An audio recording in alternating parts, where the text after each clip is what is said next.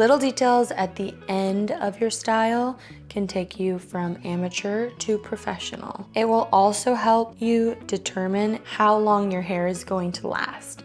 So you can put all of this work in, and then if you don't finish it and make sure it's gonna hold, you could go outside into the humidity or whatever it is, and your hair won't last throughout the day. So here are a few things to take into account before you walk out the door. Number one is your part. So based off of the photos that we have, you have a couple different options. You could have a side part, you could have a zigzag part, or you could have a very smooth straight part. What's going to help with that is a comb. And that literally is just combing the hair back.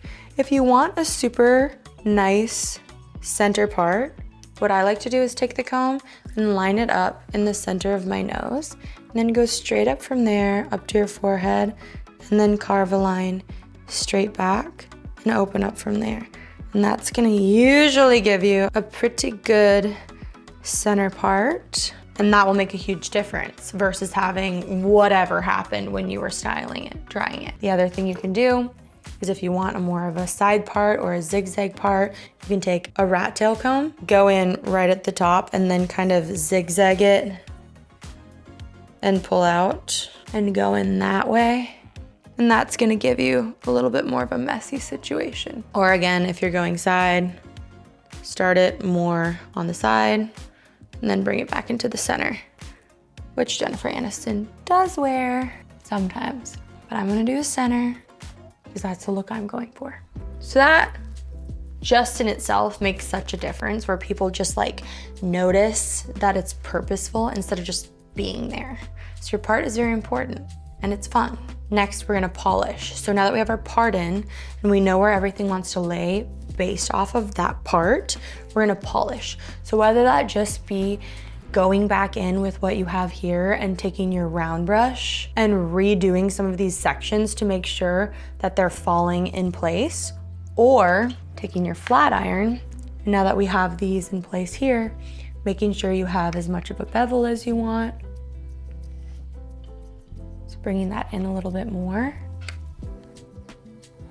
Or let's say you might have missed some pieces in the back that aren't quite as straight as you wanted them to. It's like restyling barely and placing things exactly where you want them. And it just gives it a little bit more, right? So that's polishing the style you already put in there. Then we do our finishing product.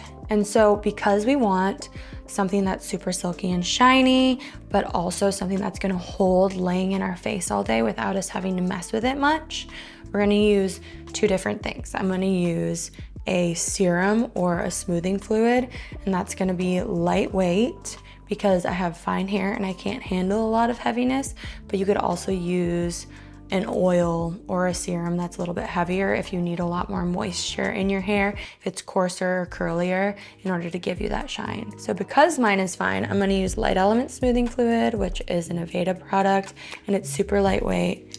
I'm just gonna use one pump because I just don't need a lot. You can tell it's like a very nice lightweight serum. It just gives it a little extra shine. I'm gonna really rub it around in my hands because I do not want clumps of this in my hair. And I'm gonna kind of rake it, especially in through this front area, because I want it to be shiny, but I kind of want this to lay a little bit piecier.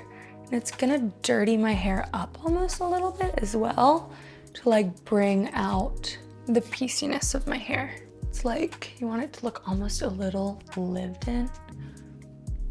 Then we're gonna use hairspray because we need hold. So I like a light touchable hairspray. This is Aveda's Air Control. This is just my go-to hairspray. I use it almost all the time because you don't want this to become a helmet. You don't want it to actually stay like this. You want it to move and flow. But you need to make sure it stays like this and it doesn't just become whatever it wants to become when you go outside. So with this, I like to literally take and place the hairspray exactly where I want the hair to go. And it kind of molds it. It's pretty impressive. But then you can comb through it and it doesn't stay like that. So I hold the hair where I want it, and then I spray right over that. So you can see how that kind of like dirtied it up and brought that face framing out a little bit more. So I think I look a little bit more like this photo of her with the longer hair, less layers in the back, longer face framing in the front, very subtle, but a lot of people are gonna want something with a little bit more movement and a little bit more face framing. And that's where this variation comes in. The same technique is gonna look different on everybody based off of the haircut you have, based off of if you use a flat iron or what size round brush you use. What are your favorite finishing products? Have you been using any finishing products? Have you been finishing your hair at all? Are you gonna start finishing your hair? Let me know and then tag me in those results.